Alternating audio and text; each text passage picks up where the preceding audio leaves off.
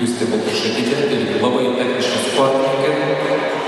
Aš manau, kad jis įlės Lietuvos nacionalinę rinktinę ir demonstruos puikius rezultatus ne tik nacionalinėse varžybose, bet ir tarptautinėse turnyruose, nes iš jos tikimės tikrai daug.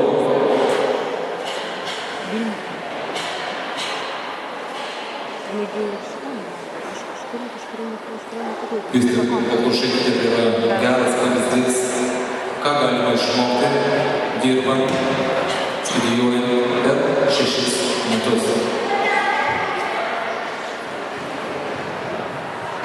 Justė išvykdė katą NP, tai yra katą, kurią sportininkai atlieka, darydami laikinį egzaminą su viršų. Klaidų nėra, ir kviečiame katą ant raudono šoko dovilę ir širo Justę teisėjų verdiktorių,